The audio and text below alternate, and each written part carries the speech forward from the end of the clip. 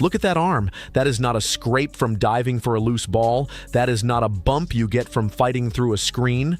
Those are deep purple bruises stacked on top of thin, faint scratch lines running from her wrist almost up to her elbow, and they showed up on Caitlin Clark's forearm the moment the final buzzer sounded on Indiana's game against the Chicago Sky. DJonai. Damn, DJonai, was it all worth it? DJonai Carrington on the brink of losing millions and millions of dollars through her deal with Reebok, as she may be getting dropped from the company. How does she respond? Bumps Caitlin Clark in the chest. And Caitlin just waves her off like, are you just another peasant? Yeah, you're a cockroach to me. You're nothing. You're a nothing burger. Like DJonai Carrington, and I see Robin Lundberg say this, DJonai Carrington is the only player who would get a 3 hit on them and act like she did something. Like you would, if I just showed you this clip, you would think that DJonai Carrington was the one that hit this 3-point shot on Caitlin. Running into her chest, like, this is absolutely crazy, chat. Raise your hand if you think this is the picture of the year in the WNBA. This picture came from Sunday's game against Chicago with the Fever and 3 people on Caitlin Clark and her doing a behind-the-back pass. This is straight. Anyone who watched the broadcast knew exactly where those marks came from before a single headline was written. They came from 40 straight minutes of DJ Carrington doing everything in her power to get under Clark's skin. Look at y'all favorite player. Look, watch at her. Straight It'll be the first personal on DJonai Carrington, the referee. Just play basketball, man. You may remember DJonai Carrington was ejected in the first quarter the last time these two teams played. So then what the baby go do?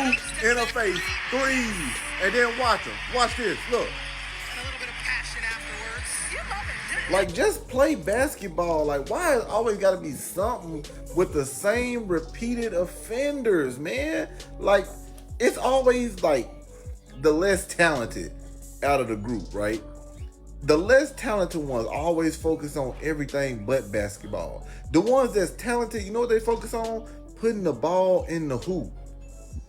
The ones that's less focused, that's less talented, you know what they focus on? They focus on being violent, extra physical, all this nonsense, trying to mock, trying to get a reaction. The final score tells you the basketball part of the story. Indiana demolished Chicago 113-90, and Clark put up a night that will be talked about for the rest of the season. 37 points, 10 assists, 8 3-pointers made. By any measure, it was one of the best individual performances anyone has produced in this league all year. But by the time she walked off that court, nobody was only talking about the stat line. They were talking about her arm and about the player who spent the entire game hovering around her like static electricity, looking for somewhere to discharge. Look at her arm.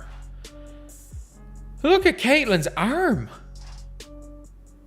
Like, she was out there pointing at her arm as she's being hacked, and the referees were like, we don't see it. We don't see it. She's out there getting hacked, and the referees were just like, no. How does a guard who scored 37 points, dished out 10 assists, and drilled 8 3-pointers in a single game walk away looking like she went through a car wash without the car? The answer, according to almost everyone who watched Sunday's game, has a name: DJ Carrington. Ladies and gentlemen, we got DJonai Carrington once again. I mean, like, she just can't get out of her own way at this point, huh? From raking people across the head, playing victim, saying white privilege, wearing a blonde wig at that, right? Going on your phone, breaking league policy, facing no punishment, showing black privilege in this league, going at the white girl once again on August 23rd. Although it was your funeral last night, Caitlin Clark led your funeral. I enjoyed watching your funeral last night. It was pretty fun. But DJonai Carrington, once again, more stuff just keeps coming out. She's bumping Caitlin Clark in the chest, staring Caitlin Clark down in the game, approaching her, getting in her face. All these things that have nothing to do with basketball, DJonai. Why is it every time you're on my screen, it's never a basketball play? Why is it always drama? Why is it always you being ghetto? Why is it you showing the characteristics of a hood rat? Like, can I please just see some class? Can I see some talent? Please, anything. Coaches praise toughness. Analysts praise physicality. Meanwhile, the player on the receiving end just keeps quietly collecting bruises like it is part of the job description. It is worth remembering just how big a night this actually was for Clark individually. 37 points on this kind of efficiency, 10 assists, and 8 threes made is not a normal stat line for anybody in this league, let alone against a defense that spent the whole night hanging on her. Most players who get bumped, grabbed, and clawed at for 40 minutes see their shooting numbers drop off a cliff by the fourth quarter. Clark's numbers went the other direction. She got hotter as the physical play increased, which is either a testament to her conditioning and mental toughness or a sign that the extra contact simply was not enough to slow her down, no matter how hard Carrington tried. Either way, it undercuts any argument that the physicality was some kind of clever defensive strategy. If anything, it looks like frustration dressed up as defense. Bang! In your face! In your face! Why she bump her? What was that about? They're always trying to start something, bro. She too busy bumping, and then these are her highlights. You're busy bumping Caitlin Clark, but these are your highlights. You can't even make a shot. You can't. Your only highlight is Caitlin Clark cooking you. On offense, you can't do anything. 3 for 11, 7 points, 0 for 3, break. Here is what actually happened.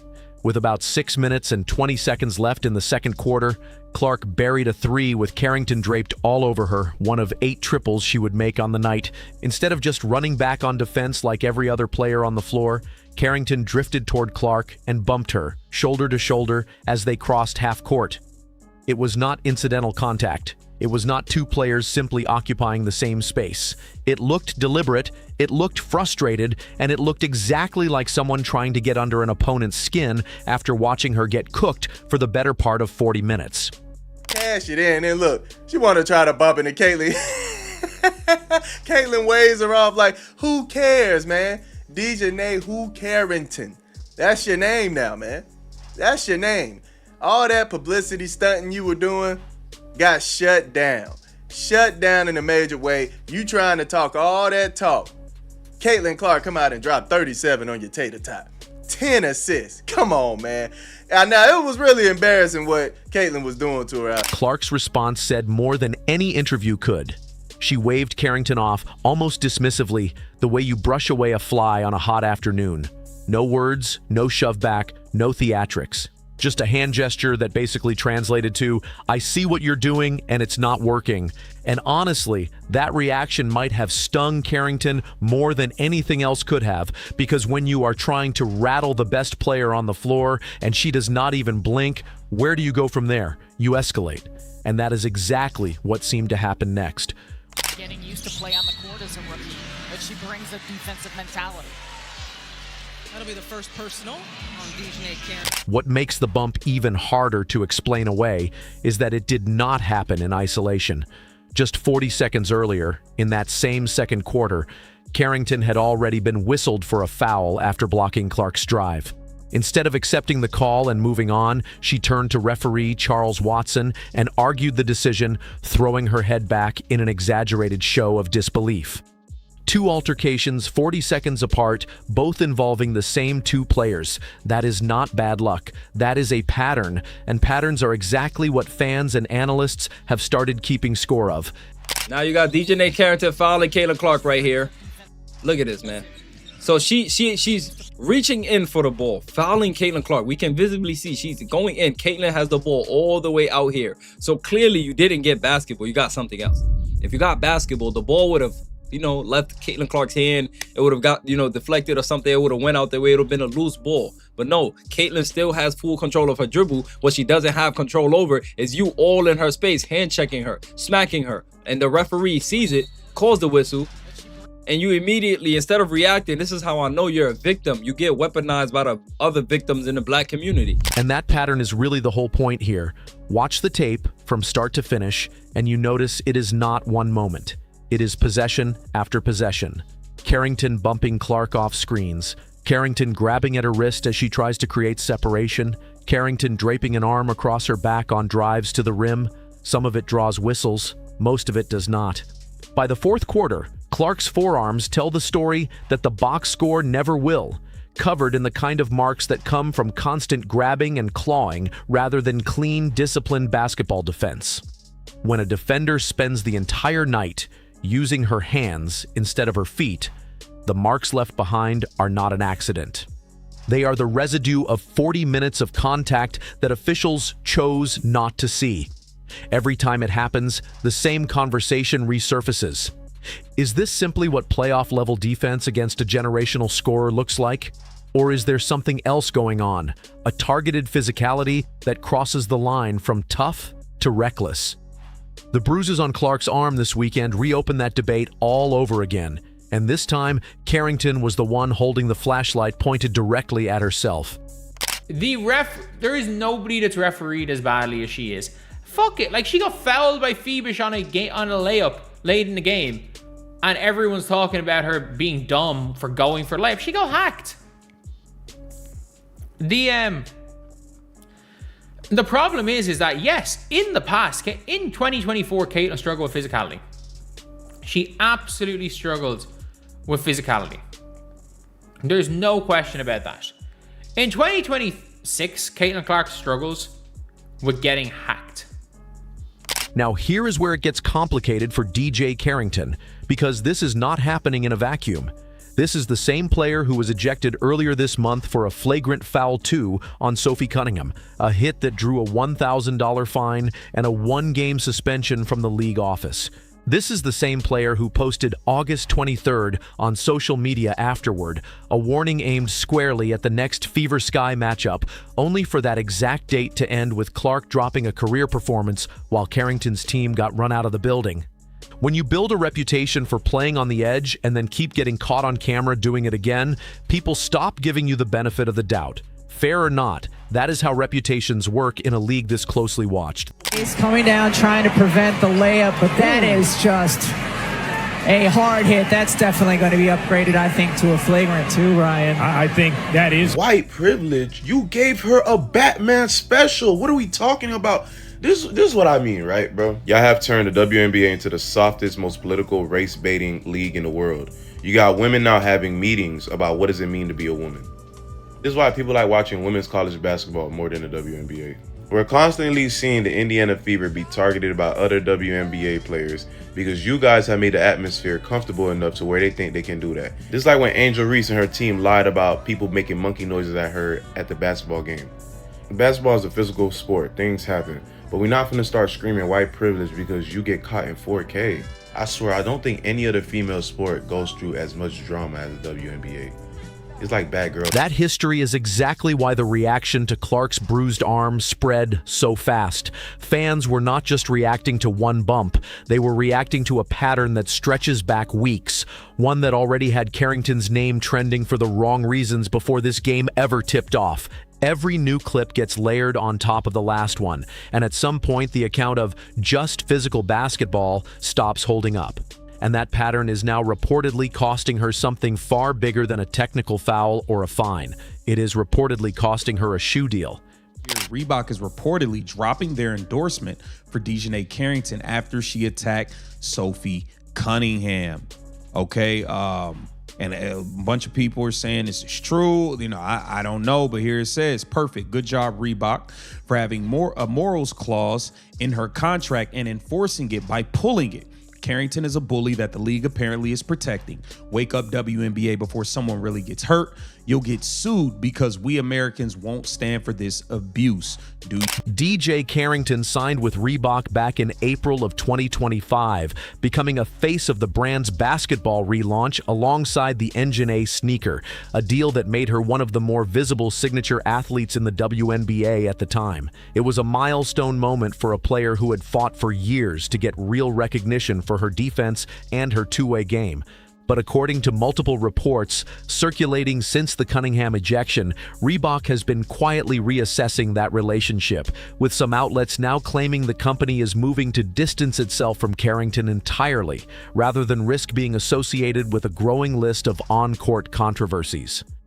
Reebok has not released an official statement confirming a split, and that silence is exactly what has fans speculating even harder. Sometimes the loudest answer is the one nobody says out loud, and in an era where every brand is terrified of a bad news cycle, quiet can mean a lot. To put the financial stakes in perspective, Reebok's basketball relaunch has been built carefully around a small group of players meant to represent toughness, authenticity, and marketability all at once. A viral clip of bruised arms attached to your name is the opposite of the image any performance brand wants, tied to its flagship signature athlete, no matter how talented that athlete is on the court. It's not great. And look, I wonder what team is going to employ DJonai next year. My guess is that we're going to see DJonai go and lose all value on the open market and sign a bargain contract with the Minnesota Lynx. And suddenly becomes a absolutely fantastic bench player and hustle player again. Like, that probably happens. But if we're being real here, if she goes and hunts for the money, she might end up being an attack. Whether or not Reebok ultimately walks away, the damage to Carrington's image is already done. Every time she gets into it with an opponent, every time footage surfaces of her hands making a little too much contact, the conversation shifts away from her actual game and toward her reputation. And that is a shame, because DJ Carrington is a genuinely good defender when she plays it straight. She has the length, the instincts, and the competitiveness to guard elite scorers without turning every possession into a wrestling match. Nobody is saying she should not play tough. Physical defense is part of the sport, and Clark has faced hard, clean defense plenty of times without a single complaint from anybody, including Clark herself, and who seems to save her most aggressive habits specifically for one opponent. And every single time, it is Clark who ends up walking off the floor with the bruises to show for it, while somehow still outscoring, outshooting, and outclassing the player trying to rattle her. That contrast is exactly what keeps fueling these viral moments. The best player on the floor gets hurt, and the player doing the hurting still ends up on the losing side of a blowout. DJonai Carrington once again playing victim. They're boxing each other out, and you see she's playing victim to the ref. Look, Caitlyn and DJonai going for the box out.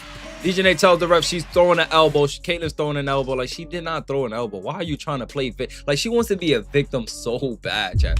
And that's why I say I don't feel bad for people who are not victims acting like victims when there are actual victims in the world. So when you become a victim one day, I promise you I won't feel bad, because you kind of in a way manifesting it on yourself. Look at this. I'm a victim. I'm a victim. I'm a victim. And Caitlin Clark playing basketball right in your face again. Bang! Hold that down. 3 shots for you, DJonai. Or should I say 3 Janae? Look at Caitlin Clark just walking, minding her business. DJonai Carrington can't get enough of it. Like, look at breaking her damn neck like. It also raises a bigger question about officiating standards across the league. If a defender can grab, claw, and bump a superstar on national television without drawing consistent whistles, what message does that send to every other team preparing to guard Clark next week? Referees setting the tone early in a game usually determines how physical the rest of it gets. And when that tone allows contact like this to slide, it invites more of it, not less. Stephanie White herself has spoken in the past about needing officials to manage games more tightly before things boil over, and this is exactly the kind of night that proves her point. Beyond the box score and the endorsement rumors, every viral photo of her arm becomes a referendum on whether that growth is being protected or squandered. Casual fans who tune in for the highlights end up staying for the drama, and moments like this one only add fuel to a conversation that has been building for over a year now about how physical is too physical when it comes to guarding the sport's biggest star. That is weird, and we gotta start calling things for what they is. They're weird. People that do this is weird. Weirdos. That's just the truth. And this is what BLACK privilege looks like. You able to mock somebody and get away with it, and then come down and bump somebody intentionally and get away with it. Can you imagine if Caitlyn would have did the same thing to somebody? Oh, y'all would have been having a fit. Y'all would have been like, oh, her attitude, I don't like her. But then somebody else do something that's, oh, their confidence. Man, shut up. Y'all, all y'all goofy, bro. Everybody want to tie themselves to Caitlyn because they know you gonna gain from it. No, if you ain't got the skill, don't do it. If DJ Carrington is doing this all game, every game, why is anyone surprised when the pictures come out afterward? Why is anyone surprised that sponsors are getting nervous? Why is anyone surprised that fans are running out of patience? You cannot play the claw defense for 40 minutes and then act shocked when the internet notices the claw marks. Caitlin Clark keeps taking the hits and keeps putting up the numbers anyway. Game after game, bruise after bruise. At some point, the league, the referees, and yes, the sponsors are going to have to decide whether that trade-off is one they are still willing to make. Because right now, it looks less like defense and more like a message. And after this weekend, that message might have just cost DJ Carrington everything she built her name on, from her standing in the locker room to the biggest endorsement deal of her career. Carrington has the tools to be remembered as one of the better perimeter defenders of her generation. Instead, this season risks being remembered for flagrant fouls, ejections, viral bruises, and a sponsorship deal hanging by a thread. That is not the legacy anybody signs up for when they enter the league, and it is a cautionary tale for how quickly a single stretch of games can rewrite the entire narrative around a career.